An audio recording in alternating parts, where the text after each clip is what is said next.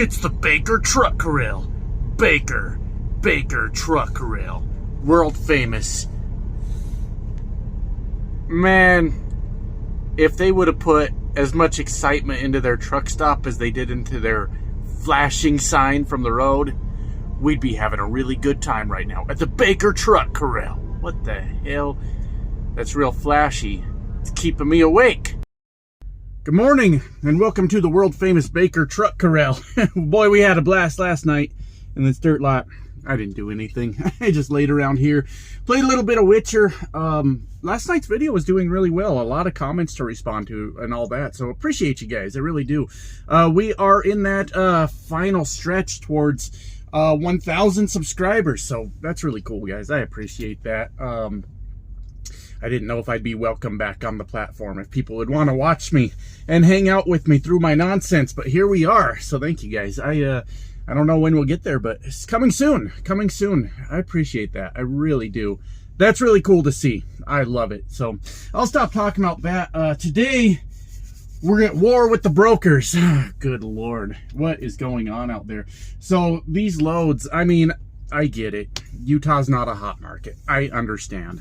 I'm trying to get out of there for like a 1,500 mile run, hopefully, because I'll be empty tonight. Friday morning, I'll be ready to roll. Friday, Saturday, Sunday, we make a Monday morning delivery, and everything's a-okay, right?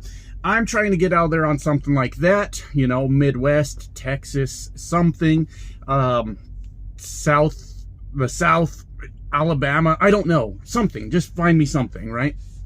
And there's a lot going to California. I am not the anti-California guy. I know that a lot of people have very strong feelings towards California, but I am now. Until they get fuel prices under control. I never minded the slow speed limit. I didn't really care.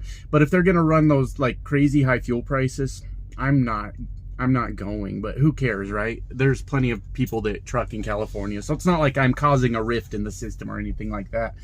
But I mean, we're seeing some loads, but they're like not giving us rates. You know how they don't put rates on the board, and my dispatcher's calling on them, and it's just trash. It's terrible. We found one going back out to Indiana, but it's in Post Falls, Idaho, so it's up there. It's by Spokane, right? They're trying to give, they're offering $2,500 to go back out to Indiana. We did almost the same run out of Chicago over to Pendleton for $4,400. I'm telling him, like, dude, like, I don't like it, but it's a lot of deadhead, and it's a 43,000 pound load over some mountains up there. I said, but that dude needs to give us like $3,000 at least. I still don't like it, even at that rate. And he said, this is what my dispatcher told me. Broker told him that load isn't moving till tomorrow anyway, so there's no way I'm moving that rate. I don't know what's going on right now, but there has been so much more awareness towards brokers' behavior and straight up greed at this point, that like they're setting the stage for an all-out battle between trucking companies, owner-operators, lease operators, and brokers. And how will that play out? What do you guys think? Because I don't really know. I've never seen anything like that, where they're just like, no, you're going to take this for less than it cost you to move that truck, and you're going to like it. And it's a very, very disturbing trend. By the way, I might get interrupted because my dispatcher's still looking for loads, so I'll cut off the video, and then I'll pick back up if that happens. But we weren't asking a lot. You know, $3,000, let's do it. It's still not great for us, but at least it moves the truck at a little bit of a profit. We can live with that. 43,000 pounds, though, over some mountain passes right there at Coeur d'Alene. We talked about that. You know, you've got Montana's got some hills through it, you know. And that's what you're going to offer us? That is crazy. That is absolutely crazy. So I don't know how this all ends, is the point. I don't know how this goes. I don't even know how the war started. Paying attention to our new channel friend, Trucking Made Successful, she was on a rant because a broker had said, well, if you guys hadn't been price gouging us a year or two ago, then maybe we'd work with you now. Price gouging you. Interesting. Okay, I'm not sure that that's the way it went. We had really good rates because there just wasn't the capacity to move loads. And if you wanted a load moved, you had to have the best offer, right? And that's sort of the alternative now, is there's a lot of trucks out here and there's not enough freight to go around. So now we have to have the best offer. I get it. I understand how all this works. I completely understand. But it's starting to feel like... and maybe this is a good thing, I don't know, but it's an intentional movement to just wash people out of the market. Like, okay, we need more... I don't make the rules, guys, but are they thinking we need more owner-operators to sell or lose their trucks? By the way, one of my predictions from that last video, or the video where I talked about rates and stuff, came true with the next day. For all of you that watch Mother Trucker, I don't a whole lot, but he had I've been paying attention to all these freight things, so he's showing up as a suggestion quite a bit now. But he had put out a video, I think yesterday, about a 140 truck company closing the doors because their contractors, their freight they were contracted to, slashed their rates so severely that they couldn't afford to keep running anymore. Sad. And it's kind of a thing that we need to happen right now, unfortunately, I think. But I mean, my God, these brokers are just playing hardball with us. I mean, no, we're not moving the rate because that load don't need to move until tomorrow.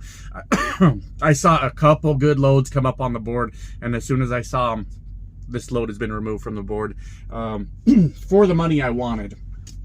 Well, that's what my dispatcher's job is to be sitting there looking at that board at all times. But I do feel bad because I put him in a bad position.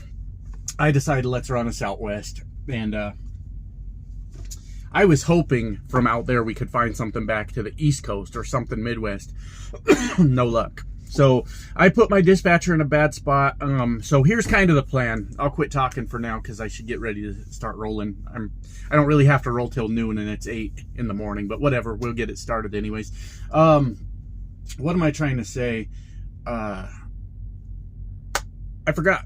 I put him in a bad position. That's his job. All these. Oh yeah. He's looking for like that, 13, 15, 1600 mile load to run us through the weekend.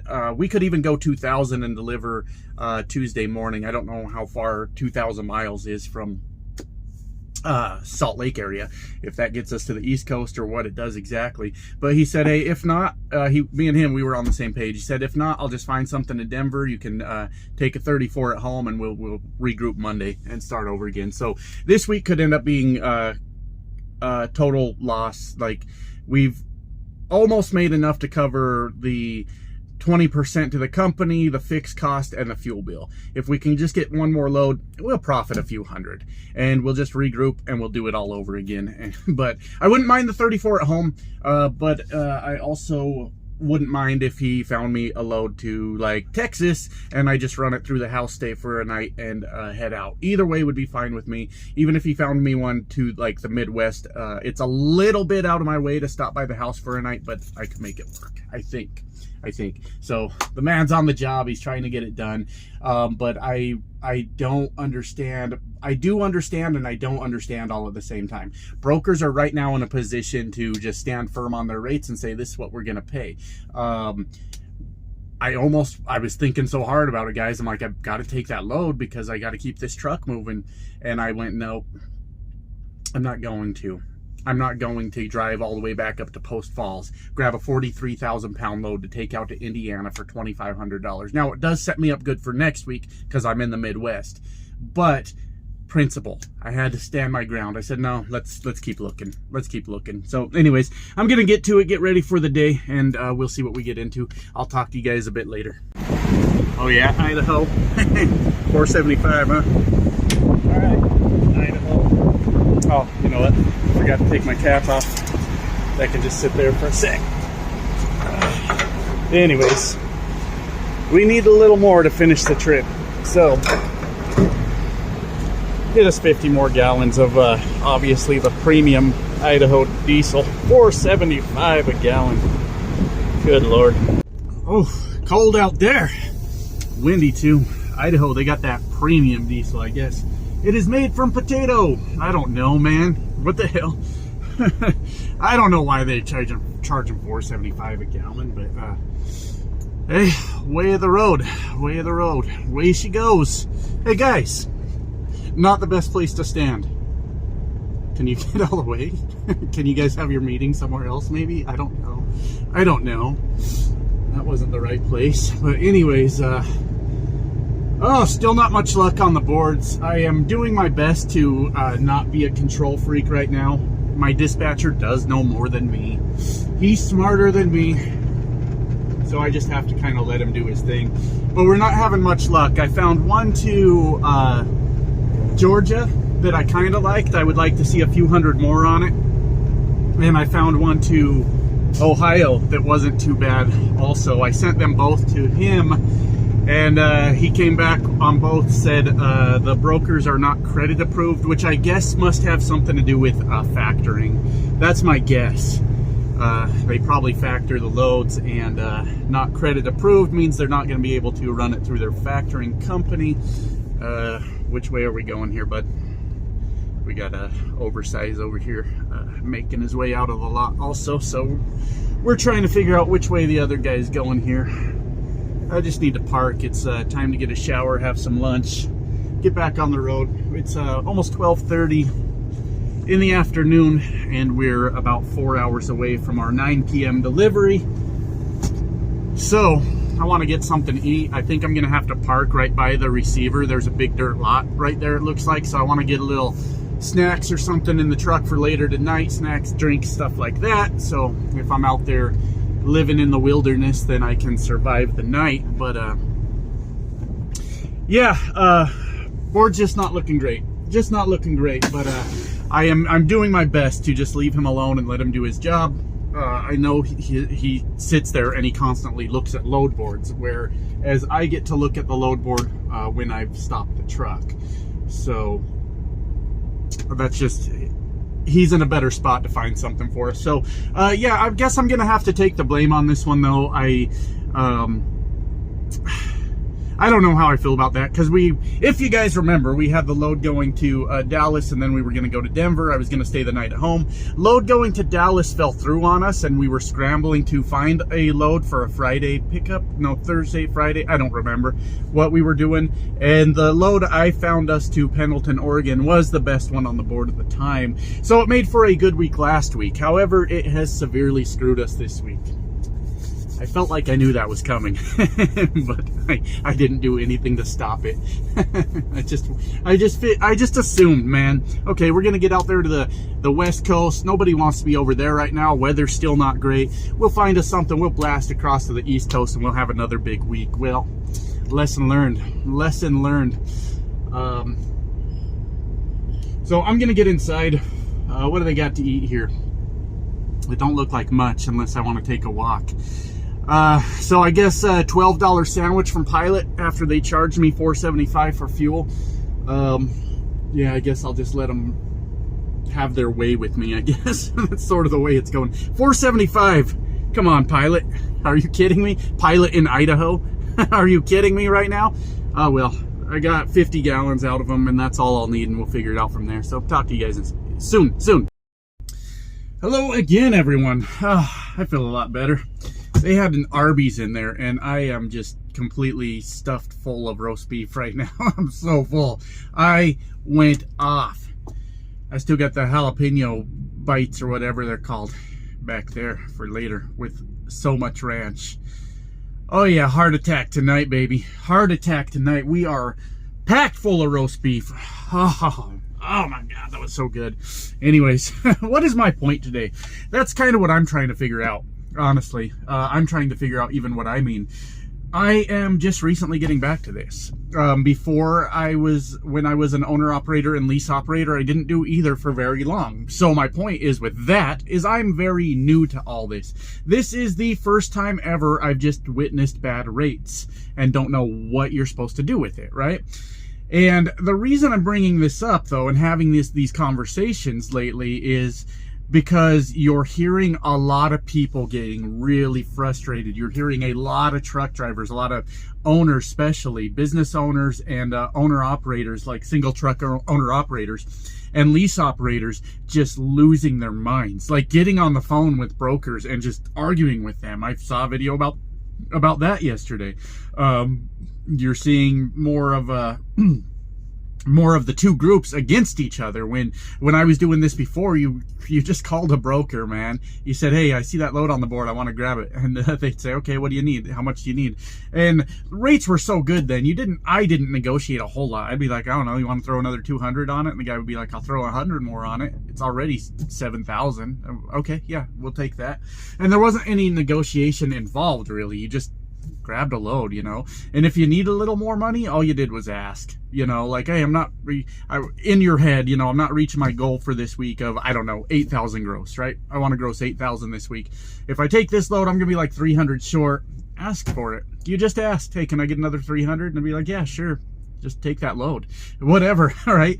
And now obviously this is all bad. It's not all bad. I'm surviving just like everyone else, you know.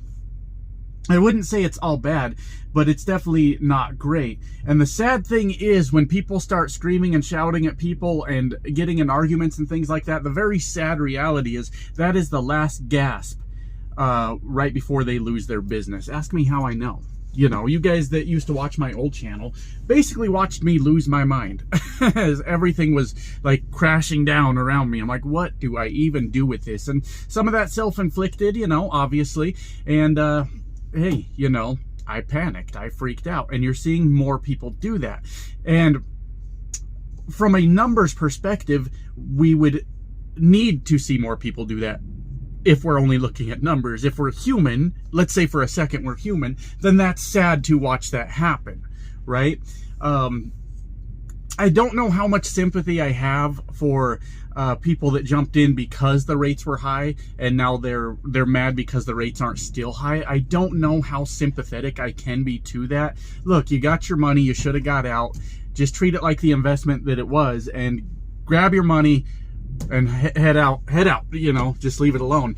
So now that people are so invested into it that bought trucks when they were 200 grand, you know, but rates were $4, $5, $6 a mile depending where you were, I don't know how sympathetic I can be to that. I really don't. It's time to move on. At that point, it's time to pull your trucks out and have a nice day, you know. But who I really feel bad about is the people that have done it for a while. Now, there are people that have done it for a while that have seen this, have seen worse, and they know how to navigate it for the most part. And I think they're going to be just fine. But the people that have kind of dedicated their life to doing this and they're starting to like go, oh, damn, this business isn't working out for me anymore. What do I do? I got lucky when things started to get bad on my end last year, because the rates were dropping substantially, but truck prices were still up there, you know. So that's how I got out of my old International. I couldn't imagine if I would have held on to that any longer and had to sell it at a loss. How do you even sell a truck at a loss? I don't know. I have no idea. I got lucky that it broke down when it did, and I just threw my hands up, said I've had enough, and I called a dealership in Seattle, said, will you buy this truck? They said, yes, we will. And I got lucky.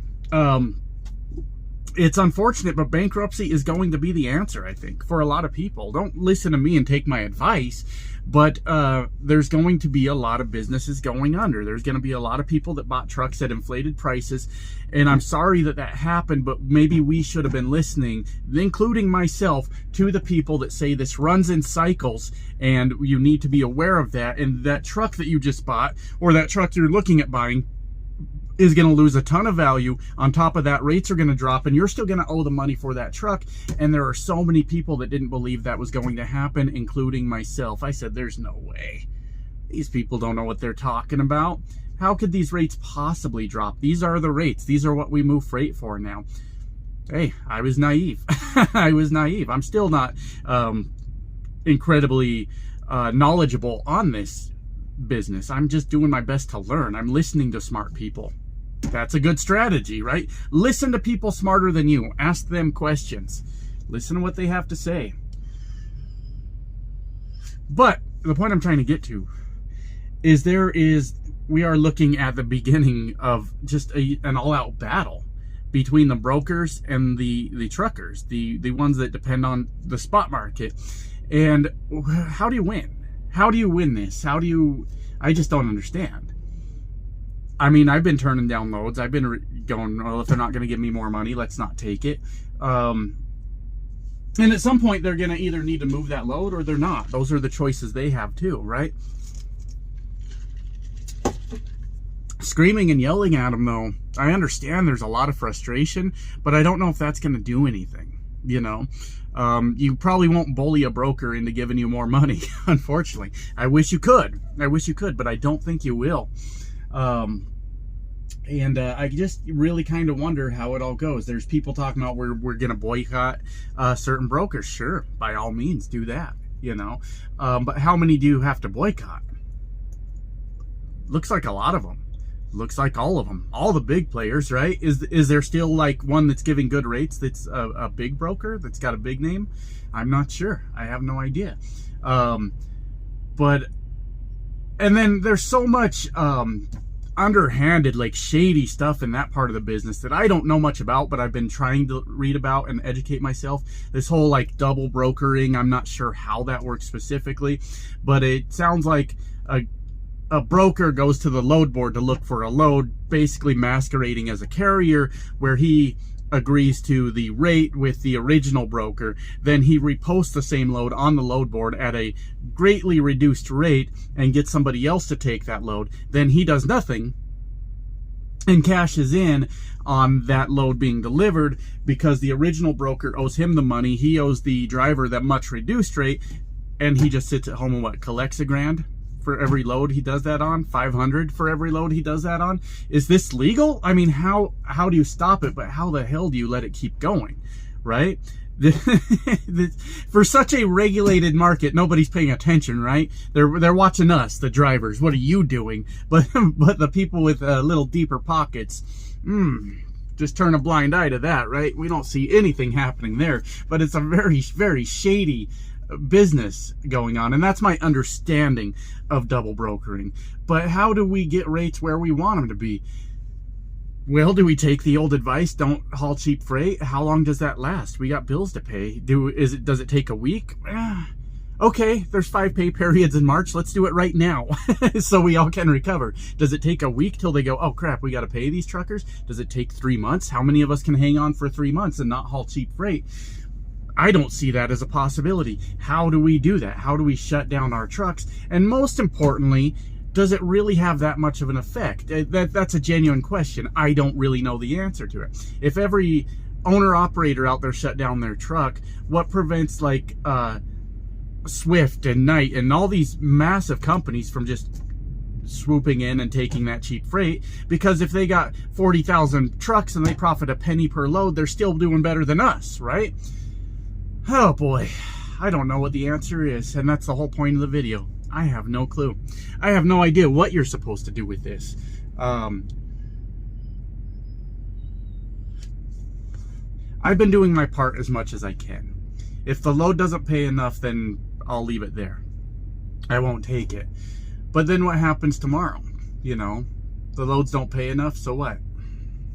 I sit through the weekend in Salt Lake? Yay, that sounds fun. Really? 8 hours from my house? Can't go home? Fantastic. So, I guess that this video is more questions than it is statements, you know? I don't know how we fix it. I don't know how long can we stand our ground? How do we know how much the brokers are getting? I watched a video yesterday where a guy showed that he had proof of how much the brokers were getting for the loads. Are they just pocketing an exorbitant amount of money right now? If so, then what do we do about that? You know, do we call for more government regulation? I don't know. I have no idea. Do we let this market control itself without government intervention? No clue. No clue.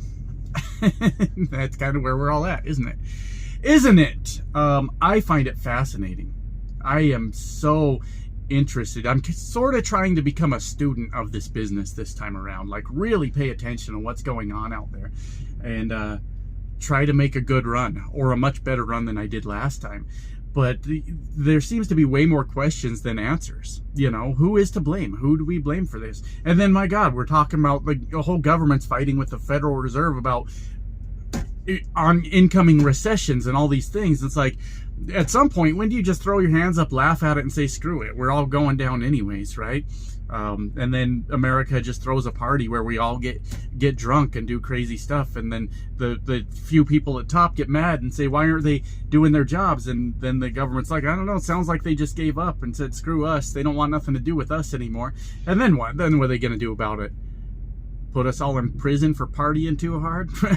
Cool, free room and board. We just got off of being homeless. Sounds good to me. I don't know. I have no idea. But I think we're at a weird point in society as a whole right now, where everybody just give us a reason.